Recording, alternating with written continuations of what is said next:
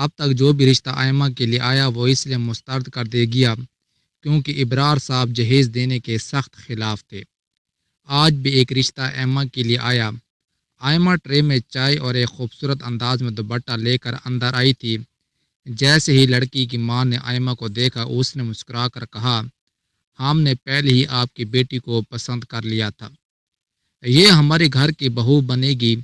آئمہ کے والدین سامنے بیٹھے تھے۔ جب انہوں نے یہ سنا تو مسکرا کر خوش ہو گئے، کہا کہ اللہ تعالی ہماری بیٹی کے لیے نیک نصیب عطا فرما۔ لڑکا بھی اچھے کماؤ اور اچھی فیملی سے تعلق رکھتا تھا۔ آئمہ کو بھی اس رشتے سے کوئی انکار نہیں تھا۔ وہ بہت خوش تھی، لیکن جب لڑکی کی ماں نے کہنا شروع کیا، دیکھو بھائی میرے پاس کوئی بیٹی نہیں ہے، میرا صرف ایک ہی بیٹا ہے، ہم آپ کی بیٹی کو اپنی آنکھوں کا تارا بنا کر رکھیں گے اور اسے بہت خوش رکھیں گے، کیونکہ ہمارا صرف ایک ہی بیٹا ہے، وہ ہمیں بہت عزیز ہے۔ اور ابھی پچھلے ہفتے میری دور کی خالہ اپنی بیٹی کے لیے رشتہ لے کے آئی تھی اور کہا کہ وہ اپنی بیٹی کے جہیز میں گھر اور زمین دیں گی اور شادی کے بعد کاروبار میں بھی حصہ دیں گی، لیکن ہم نے انکار کر دیا کیونکہ ان کی بیٹی بہت دبلی پتلی تھی، کچھ خاص نئے نقش بھی نہیں تھے۔ تو ہم نے سوچا کہ اگر ہم اپنی اکلوتے بیٹی کی شادی کریں گے تو ہم آپ کی ہی بیٹی سے کریں گے جو خوبصورت ہے اور پیاری ہے۔ بات یہ ہے کہ ہم نہیں چاہتے کہ ہمارے خاندان میں ہمیں شرمندگی اٹھانا پڑے، بلکہ جس خاندان میں ہمارا بیٹا شادی کرے وہ بھی ہمارے بیٹے کو اپنے بیٹی کی طرح سمجھیں اور اپنی بیٹی کو جو چاہیں دیں۔ یہ جہیز نہیں کہلاتا، لیکن آپ اپنی بیٹی اور مستقبل کے داماد کے لیے یہ کر سکتے ہیں۔ جب ابرار صاحب نے یہ سنا تو انہوں نے اپنی بیوی کی طرف دیکھنا شروع کر دیا اور ان کے چہرے پر مسکراہٹ آ گئی۔ ابرار صاحب نے گہری سانس لی تو لڑکے کی ماں نے ایک بار پھر جہیز کا مطالبہ کر دیا اور کہنے لگی کہ آپ میرے بیٹے کو اپنے کاروبار میں حصہ دیں گے اور جہیز بھی دیں گے تاکہ لوگوں کو بھی پتہ چلے کہ ابرار صاحب نے اپنی بیٹی کو کتنا جہیز دیا ہے۔ جیسے ابرار صاحب نے یہ سنا وہ کھڑے ہو گئے اور کہا کہ آپ کی بڑی مہربانی، دراصل مجھے کام ہے اور میں کام پر جا رہا ہوں، آپ صاحب نے چائے پی لی ہے تو برائے کرم یہاں سے تشریف لے جائیں۔ اس کا مطلب صاف تھا کہ ابرار صاحب اپنی بیٹی کی شادی ان کے گھر میں نہیں کرنا چاہتے تھے۔ وہ لوگ یہ کہہ کر واپس چلے گئے، پتہ نہیں یہ کس قسم کے لوگ ہیں، انہیں کوئی شرم نہیں آتی۔ آج کل کے زمانے میں بغیر جہیز کے شادی نہیں ہو سکتی۔ اگر وہ اسی طرح ضد کرتے رہے تو ان کی بیٹیاں کبھی شادی نہیں کر سکیں گی اور ان کی جوانی ضائع ہو جائے گی۔ یہ سن کر ایما کمرے میں بیٹھ کر رونے لگی اور تلخ لہجے میں کہنے لگی کہ ابو جہیز کے نام پر بھاگ جاتے ہیں کیوں؟ اگر ہم کچھ زیادہ دے دیں گے تو کیا ہو جائے گا؟ ابو کے پاس اتنی جائیداد ہے، کیا وہ ہمیں اپنی جائیداد سے کچھ جہیز نہیں دے سکتے؟ تو ہم سب ایسی ہی بیٹھی رہیں گی۔ ارے میں بڑی ہوں، میرے بعد 4 اور بہنیں بھی ہیں اور ہم چاروں کے بالوں میں چاندی آ جائے گی، صرف اس لیے کہ ہمارے والدین ہمیں جہیز نہیں دے سکتے۔ یہ کہہ کر ایما اٹھ کر وہاں سے چلی گئی۔ اس نے یہ بھی محسوس نہیں کیا کہ اس کے والد دروازے کے باہر کھڑے ہیں اور اس کی باتیں سن لی تھی۔ وہ اپنے کمرے میں سر جھکائے بیٹھی رو رہی تھی۔ جب ایما کے والد اس کے کمرے میں گئے، اپنے والد کو دیکھتی اس نے فوراً اپنے آنسو پونچھے اور اپنے سر پر دوپٹہ ٹھیک کیا۔ اس کے والد نے کہنا شروع کیا، بیٹی باپ کسی بھی وقت اپنی بیٹیوں کے لیے کچھ بھی کر سکتا ہے، برا نہ ماننا، جہیز کی کیا بات ہے، میں جہیز ٹرک بھر کے دوں گا، زمین سے لے کر گھر تک سب کچھ دوں گا، لیکن تم میری 5 بیٹیوں اور سب بھی مجھے بہت عزیز ہو۔ اگر میں اپنی ایک بیٹی کو جہیز دوں گا تو دوسری بیٹی کو بھی دینا پڑے گا، پھر تیسری اور چوتھی کو بھی دینا پڑے گا، لیکن مسئلہ یہ ہے کہ بیٹی کہ میں اپنی کسی بھی بیٹی کو جہیز دوں، اگلی بار آنے والے لوگ اس سے بھی زیادہ مانگیں گے اور میں اتنا جہیز نہیں دے سکتا۔ لیکن بات یہاں تک نہیں، خود سوچو کہ لوگ میری بیٹیوں کے پاس پیسے لینے یا اپنے کمروں کو سامان سے بھرنے آتے ہیں، میں ان لوگوں کی سوچ کو جانتا ہوں۔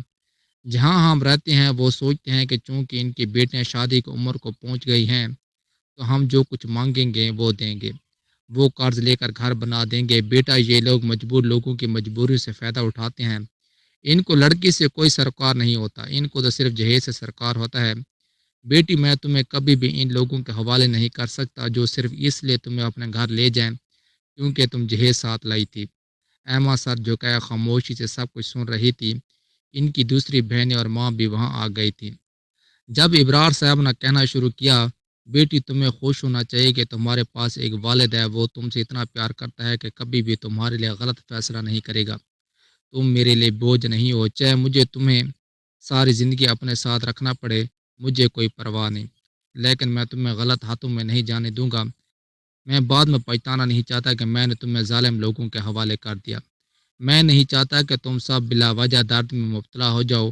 میں نہیں چاہتا کہ میری موت کے بعد میرے بچے گھٹن زدہ زندگی گزاریں اور تانوں کا سامنا کریں۔ یہ وہ باتیں تھیں جنہیں سن کر ایما اپنے والد سے معافی مانگنے لگی کہ میں بلا وجہ جذباتی ہو گئی تھی۔ ابرار صاحب وہاں سے چلے گئے جبکہ ایما نے گہری سانس لی اور الگ ہو گئی۔ ایما 28 سال کی ہو چکی تھی اور ابھی تک اس کی شادی نہیں ہوئی تھی۔ بہت سے رشتے آئے اور ہر رشتہ جہیز مانگتا تھا۔ جو کچھ بھی اب تک جہیز کے نام پر ہو رہا تھا وہ کسی سے چھپا ہوا نہیں تھا۔ یہی وہ چیزیں تھیں جن سے ابرار صاحب خوفزدہ تھے۔ چاند ماہ اسی طرح گزر گئے لیکن ابھی تک کوئی مناسب رشتہ نہیں آیا۔ ایک دن محلے کی خالہ رقیہ ان کے گھر آئی اور کہنے لگی، ان کا ایک جاننے والا گھر ہے، انہوں نے محلے میں سائمہ کی شادی میں تمہاری بیٹی ایما کو پسند کیا تھا۔ اچھے لوگ ہیں، کھاتے پیتے ہیں، وہ کہتے ہیں کہ وہ تمہاری بیٹی کو بہت خوش رکھیں گے۔ وہ بہت خوشحال لوگ ہیں، ان کے خاندان میں آج تک کوئی طلاق نہیں ہوئی۔ اگر آپ چاہیں تو میں ایما کے لیے بات کر سکتی ہوں۔ ایما کی ماں نے گہری سانس لے کر کہا کہ باتیں تو ٹھیک ہیں لیکن رشتہ تبھی پکا ہوگا جب ابرار صاحب ہاں کہتے ہیں۔ جب وہ دونوں بیٹھ کر اس بارے میں بات کر رہی تھیں تو ابرار صاحب اور ان کے دوست کفایت مہمان خانے میں بیٹھے تھے۔ دونوں بچپن کے دوست تھے۔ تعلیم کے بعد ابرار صاحب نے اس شہر میں اپنا کاروبار شروع کیا لیکن کفایت صاحب دوسرے شہر چلے گئے اور اپنا کاروبار شروع کیا۔ طویل عرصے بعد ان کی ملاقات ہوئی تھی۔ کفایت نے بھی اپنے بیٹیوں کے رشتے کے بارے میں ذکر کیا تھا کہ جب بھی لوگ آتے ہیں پہلے جہیز مانگتے ہیں، اور اب جو عورت باہر سے آئی تھی وہ بھی یہی بات کر رہی تھی کہ وہ لوگ سختی سے اس کے خلاف ہیں۔ انہوں نے مجھ سے جہیز کا کوئی مطالبہ نہیں کیا، اس لیے ایما کے والد نے کہا کہ ٹھیک ہے، تم انہیں ہم سے ملواؤ، شاید اس بار میری بیٹی کی قسمت ان سے جڑ گئی ہو۔ اس وقت ایما کچن میں برتن دھو رہی تھی۔ جب اس نے یہ باتیں سنی تو فوراً باہر آ گئی اور کہنے لگی، اماں اس بار تو مجھے چھوڑ دو، پھر مجھے تیار ہونا پڑے گا، بازار سے مٹھائیاں آئیں گی، سموسے آئیں گے، چائے اور بسکٹ پر بہت زیادہ خرچ ہوگا، جبکہ ہمیں پتہ ہے کہ سب جہیز کے پیچھے مرتے ہیں۔ بلا وجہ خرچ کرنے کی کیا ضرورت ہے؟ اور چند دن بعد لڑکے والوں کا خاندان ان سے ملنے آیا۔ لڑکے کی صحت واقعی بہت اچھی تھی۔ ایما جو کہ بہت پیاری لڑکی تھی، جیسے ہی ان کو دیکھا انہیں پسند آ گئی اور کہا کہ ہمیں یہ رشتہ پسند ہے۔ عورت نے کہا کہ میری ایک بیٹی اور ایک بیٹا ہے، دونوں مجھے بہت پیارے ہیں۔ میں جانتی ہوں کہ جو بھی سلوک میں اپنے بہو کے ساتھ کروں گے وہی سلوک کل میری بیٹی کے ساتھ ہوگا۔ اس کی باتیں ابرار صاحب کو متاثر کر رہی تھی۔ انہوں نے کہا کہ ہم اگلے ہفتے آئیں گے اور منگنی کی رسم ادا کریں گے۔ انہوں نے جہیز کے بارے میں کچھ نہیں کہا۔ ابرار صاحب بھی یہ سن کر خوش ہو گئے کہ آخر کار انہیں ان کی اہمیت کے مطابق لوگ مل گئے ہیں۔ کچھ دن بعد وہ آئے اور منگنی کی رسم بھی ہو گئی۔ لڑکا بھی بہت خوش تھا۔ شادی کی تیاریوں کا آغاز جلد ہی ہو گیا اور ایما نے اپنی پسند کا شادی کا لباس اور زیورات چن لیے۔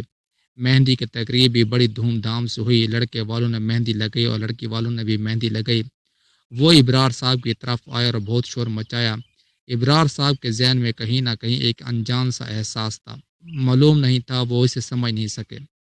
وہ دعا کرتے رہے کہ کل کا دن اچھا گزرے اور ان کی بیٹی عزت کے ساتھ رخصت ہو جائے۔ اگلے دن تمام انتظامات مکمل کر لیے گئے تھے۔ گھر کے باہر کھلی جگہ پر ایک شامیانہ لگایا گیا تھا اور تمام انتظامات وہیں کیے گئے تھے۔ ایما بیوٹی پارلر سے تیار ہو کر واپس آئی اور دلہن بن کر بستر پر بیٹھ گئی تھی۔ پھر مہمان گھڑی پر بار بار وقت دیکھنے لگے اور محسوس کیا کہ بارات ابھی تک نہیں پہنچی۔ بارات کو 1 بجے پہنچنا تھا اور اب 3 بجنے والے تھے۔ ابرار صاحب نے بھی دیکھا کہ وقت گزر رہا ہے، لہٰذا لڑکے والوں نے پہلے تو کال نہیں اٹھائی، لیکن پھر جب کال اٹھائی اور بات سنتے ہوئے ابرار صاحب مہمانوں سے الگ ہو گئے۔ جو کچھ انہوں نے سنا اس سے ان کے چہرے کا رنگ بدل گیا اور وہ پریشان ہونے لگے۔ چلتے چلتے وہ اپنی بیوی کے پاس اور بڑی مشکل سے چہرے پر مسکراہٹ رکھتے ہوئے انہوں نے سب کچھ بتا دیا۔ حقیقت جاننے کے بعد ابرار صاحب کی بیوی بھی بہت پریشان ہو گئی اور پوچھنے لگی، کیا کہہ رہے ہو، کیا ہوا ہے؟ کفایت صاحب کچھ فاصلے پر کھڑے تھے۔ اپنے دوست کو پریشان دیکھ کر وہ ان کے قریب آر پوچھا، سب ٹھیک ہے؟ کوئی مسئلہ درپیش ہے؟ لڑکے والوں کی فیملی ابھی تک کیوں نہیں آئی؟ وہ تھوڑے پریشان ہو گئے اور پھر اپنے دوست کو لے جا کر بتایا کہ لڑکے والوں کی طرف سے کال آئی ہے۔ وہ کہہ رہے ہیں کہ دراصل ہم بارات تب ہی لائیں گے اگر آپ ہمارے بچوں کو 10 مرلے کا پلاٹ دیں گے جس میں گھر میں استعمال ہونے والی تمام ضروریات موجود ہوں۔ اگر آپ تیار ہیں تو ہم 1 گھنٹے میں بتائیں کہ آپ یہ سب کچھ دینے کے لیے تیار ہیں تو ٹھیک ہے، ورنہ اس سے ہماری طرف سے انکار سمجھیں۔ آپ کی بیٹی کی بے عزتی ہوگی اور وہ یوں ہی بیٹھی رہے گی، لیکن اسے کوئی سنجیدگی سے نہیں لے گا۔ ابرار صاحب اپنے دوست کو یہ سب بتا رہے تھے، دونوں سوچ میں ڈوب گئے۔ یہ بہت پریشان کن بات تھی۔ فون بند ہو چکا تھا لیکن وہ ابھی بھی موبائل پر نظر ڈال رکھا تھا۔ اس دنیا میں کیسے لوگ ہیں؟ پہلے رشتہ کرتے وقت واضح درخواست نہیں کی گئی تھی کہ ہم جہیز لیں گے، کہ ہمیں اپنے گھر کے کمرے بھرنے ہیں، لیکن اب ایک نیا قانون نکل آیا ہے۔ اب شادی کے دن جب دلہن بننے والی لڑکی کمرے سے نکلتی ہے اور ہال مہمانوں سے بھر جاتا ہے، پھر لڑکے والے فون کرتے ہیں اور کہتے ہیں کہ ہمارا مطالبہ پورا کرو ورنہ تمہاری بیٹی بیٹی رہے گی۔ ابرار صاحب اپنا سر پکڑ کر بیٹھ گئے، جبکہ کفایت صاحب نزدیک اور کہا، تمہیں پہلے صحیح تحقیقات کرنی چاہیے تھی۔ لیکن اس وقت ابرار صاحب کی آنکھوں میں آنسو تھے۔ وہ کہہ دیا کہ اتنی تحقیقات اور جانچ پیچیدگیاں کر کر کے میں نے پہلے ہی اپنی بیٹیوں کی زندگی گزار دی ہے۔ اگر مزید رک جاتا تو پھر میری بیٹیاں بڑھاپے کی عمر میں پہنچ جاتی، پھر کون ان سے شادی کرتا؟ پھر ان کے لیے صرف شادی شدہ، طلاق یافتہ اور پاگل مردوں کے لیے رشتے آتے۔ ابرار صاحب بہت پریشان ہو گئے اور ان دونوں دوستوں کے درمیان بحث ہو رہی تھی تو کفایت صاحب نے اپنے بیٹے کو بلایا۔ کفایت صاحب کے 3 بیٹے تھے، تینوں بیٹے شہر میں کاروبار کی نئی شاخ کا خیال رکھتے تھے۔ کفایت صاحب نے اپنے دونوں بیٹوں کو فون کیا اور انہوں نے دونوں بیٹوں کو کہا کہ اپنی ماں کو لے آؤ، اور تیسرے بیٹے کو کہا کہ میں تمہاری اپنے دوست ابرار صاحب کی بیٹی سے شادی کروانا چاہتا ہوں، کیا تم شادی کے لیے تیار ہو؟ ابتدا طور پر تو وہ گھبرا گیا اور پوچھنے لگا کہ معاملہ کیا ہے۔ پوری کہانی سننے کے بعد لڑکا بھی راضی ہو گیا۔ ابرار صاحب جو بہت زیادہ شائستہ ہو چکے تھے، اب انہیں اپنی جان میں دوبارہ زندگی کا احساس ہونے لگا اور کہا ٹھیک ہے۔ اسی وقت انہوں نے لڑکے کے خاندان کو بلایا، لڑکے کے والد کو بلایا کہ میں 10 مرلے کی زمین آپ کو سب کچھ دوں گا، آپ سب آ کا رشتہ لے جائیں۔ اگلے لمحے ہی لڑکی کی بارات بڑے شور شرابے کے ساتھ گھر سے روانہ ہو گئی۔ لڑکے والے بہت زیادہ خوش تھے کہ ہمارے مطالبے پورے ہو گئے ہیں اور اب ہمارا گھر نئے فرنیچر سامان سے بھر جائے گا۔ لڑکی کی ماں اپنے بھابھی اور بہن، سسرال بہنوئی اور چچوں کو بھی یہی مشورہ دے رہی تھی کہ اگر تم اپنے مطالبے پورے کروانا چاہتی ہو تو شادی کے وقت ایسی شرط رکھو کہ اس سے انکار نہ ہو سکے۔ سب اس کی تعریفیں کر رہے تھے کہ تم نے صحیح میں لڑکی کے گھر والوں کو پریشان کر دیا ہے۔ تاہم لڑکے کی جانب سے بڑے شور شرابے کے ساتھ شادی کے برات جب دلہن کے گھر پہنچی تو وہاں داخل ہوتی سب کے چہرے لٹک گئے، کیونکہ دلہن سٹیج پر بیٹھی ہوئی تھی اور ساتھ ہی ساتھ دلہا بھی موجود تھا۔ نکاح ہو چکا تھا، سب آپس میں مبارکباد دے رہے تھے۔ دلہن کے والدین کے چہروں کو دیکھ کر دلہا کے والد سامنے آ گئے اور غصے سے بولنے لگے، یہ سب کیا ہے؟ ایما کہ ہمارے بیٹی سے شادی ہونی تھی، پھر آپ لوگوں نے کیا کیا؟ ہمیں بے عزت کیا، آپ نے اپنی بیٹی کی کسی اور سے شادی کرا دی، یہ کیا معاملہ ہے؟ 100 لوگ وہاں موجود تھے اور سب کچھ دیکھ کر کسی کو بھی سمجھ نہیں آ رہا تھا کہ معاملہ کیا ہے۔ ابرار صاحب آگے آ گئے اور کفایت صاحب بھی موجود تھے، وہ بھی آگے آ گئے اور کہا کہ آپ نے خود ہی کال کی تھی اور درخواست کی تھی کہ آپ لوگ ٹرک بھر جہیز اور 10 مرلہ زمین چاہتے ہیں۔ یہی رہی زمین کے کاغذات اور وہاں ہے ٹرک بھر جہیز، اور بھی ٹرک آ رہا ہے جس میں فرنیچر، پنکھے، الماری، چھوٹے چھوٹے بکسے اور گھر میں استعمال ہونے والی ہر چیز موجود ہے۔ ٹرک میں جھاڑو تک پڑی ہوئی ہے۔ ابرار صاحب نے کہا یہ پیسے لے لو، اپنے گھر لے جاؤ، اور یہاں 10 مرلہ زمین کے کاغذات ہیں، یہ بھی لے لو۔ آپ لوگوں نے مجھ سے چیزیں مانگی تھی، میں نے آپ کو دے دی، لیکن میں اپنی بیٹی نہیں دے سکتا۔ اگر آپ لوگ یہ سب لینا چاہتے ہیں تو لے لیں، میں نے اپنی بیٹی کو اس شخص سے شادی کروا دی ہے جس کو صرف میری بیٹی چاہیے تھی۔ شادی کے تمام مہمان بھی اس سن کر شرمسار ہو گیا۔ دلہا سر جھکا کر کھڑا ہو گیا، جبکہ دلہا کے والدین بہت شرمسار تھے۔ آخر کار کس منہ سے وہ یہ بات کر سکتے تھے؟ وہ بس لڑکے کے گھر والوں کو قابو میں رکھنا چاہتے تھے اور انہیں ذلیل کرنا چاہتے تھے۔ لڑکے کے والدین نے انہیں جہیز اور زمین کے لیے بہت ذلیل کیا، لیکن یہاں انہیں بے عزتی کا سامنا ہوا۔ سب نے ان پر تھوکا اور اس طرح شادی کے بارات جہیز اور زمین کے کاغذات کے بغیر واپس چلے گئے اور آخر کار وہ خالی ہاتھ لوٹ آیا۔ جبکہ ایما کی کفایت صاحب کے بیٹے سے شادی ہو گئی تھی۔ کفایت صاحب کے بیٹے بہت خوش کلام اور نیک آدمی تھے۔ تقریباً 8 سال گزر چکے ہیں جب سے ایما کی شادی ہوئی ہے۔ اللہ تعالیٰ نے انہیں 3 بیٹوں سے نوازا ہے۔ وہ اپنے گھر میں بہت خوش ہے۔ وہ اپنے شوہر کے ساتھ 2 بار دبئی سے آ چکی ہے اور اس طرح ابرار صاحب کی دیگر بیٹیاں بھی اپنے گھر میں خوش ہیں۔ دوستو چینل کو لازمی سبسکرائب کریں، بیل کے آئیکن کو لازمی دبائیں تاکہ ہر آنے والی ویڈیو کی نوٹیفیکیشن آپ تک پہنچ سکے۔ خدا حافظ۔